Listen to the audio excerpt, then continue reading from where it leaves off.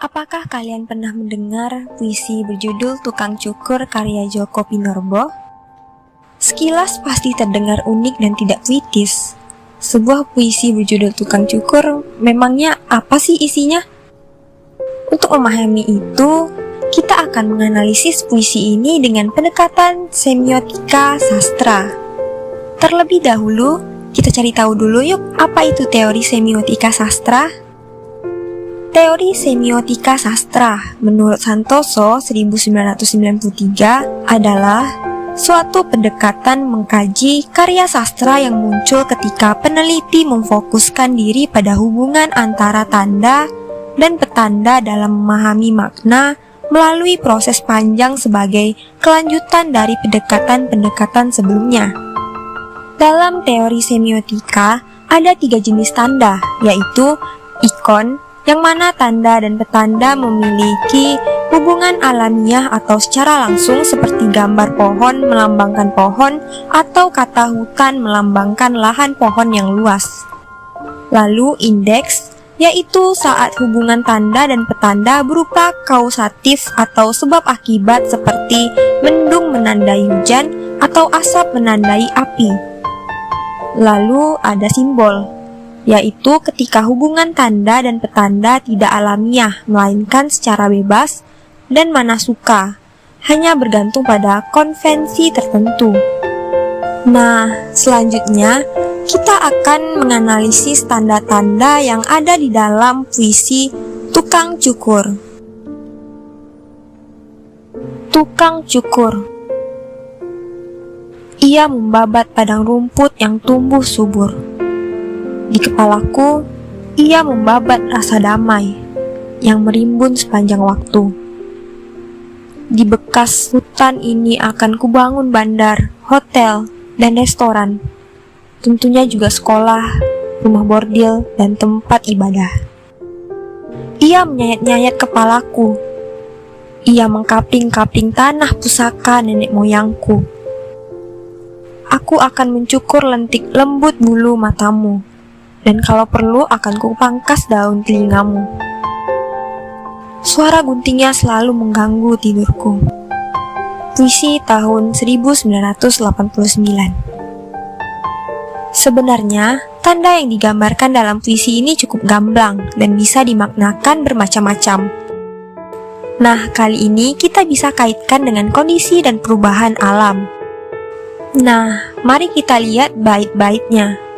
Membabat padang rumput yang tumbuh subur adalah ikon yang menggambarkan langsung sesuai makna aslinya, yaitu memotong rumput. Di kepalaku adalah simbol dari wujud bumi kita ini, di mana bumi terus dibabat oleh manusia untuk dieksploitasi. Lalu, membabat rasa damai yang merimbun adalah simbol kegiatan penebangan hutan yang merusak bumi. Kata rimbun menjadi simbol untuk hutan itu sendiri.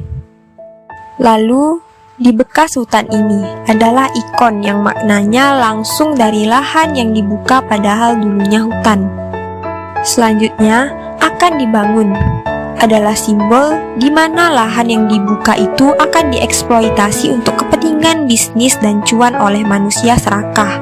Lalu bentuk diksi bangunan seperti bandar, hotel, restoran, sekolah, dan sebagainya digambarkan sebagai simbol untuk bisnis atau rancangan yang akan dibangun didalihkan untuk kepentingan bersama. Ia menyayat-nyayat kepalaku. Kembali pada simbol bumi dengan kata kepala. Dan kata menyayat juga simbol yang artinya kegiatan mengeruk isi bumi, sumber daya alam. Diksi menyayat ini dipilih sekaligus menyimbolkan bahwa kegiatan berlebihan itu menyakiti bumi. Mengkapling tanah pusaka nenek moyangku adalah sebuah simbol yang dimaknai sebagai tanah atau lahan-lahan yang dimiliki keluarga atau seseorang turun-temurun, bisa dengan mudah dirampas dengan permainan politik, bisnis, dan juga campur tangan dari pemerintah. Lalu, mencukur lentik bulu matamu, memangkas daun telingamu. Kedua kalimat ini juga simbol nyata dengan lagi-lagi bermakna tentang kegiatan penebangan hutan, perusakan alam, dan penggundulan lahan yang memicu banyak bencana. Daun telinga dan bulu mata adalah anggota tubuh di bagian kepala. Untuk melambangkan bentuk permukaan bumi yang terus dirusak, bukan hanya hutan, tetapi bukit dan lain-lain. Lalu yang terakhir, suara guntingnya selalu mengganggu tidurku. Gunting di sini melambangkan peralatan yang digunakan untuk kegiatan penebangan tadi. Kalau kita tinggal di daerah berbatasan dengan lahan hutan, pasti akan mengerti bagaimana bisingnya bunyi gergaji mesin milik penebang hutan atau alat berat yang meratakan lahan. Itulah makna yang disimbolkan di sini. Nah, dapat kita simpulkan bahwa puisi berjudul Tukang Cukur karya Djoko Pinurbo mengandung teori semiotika sastra, yang dimana teori semiotika sastra yaitu memahami suatu karya dengan meneliti tanda dan pertanda yang ada di dalamnya untuk mengetahui makna yang sebenarnya yang disampaikan oleh penyair. Baik, sekian dulu pembahasan mengenai teori semiotika sastra. Mohon maaf jika ada kesalahan. Saya ucapkan terima kasih dan sampai jumpa di pembahasan selanjutnya.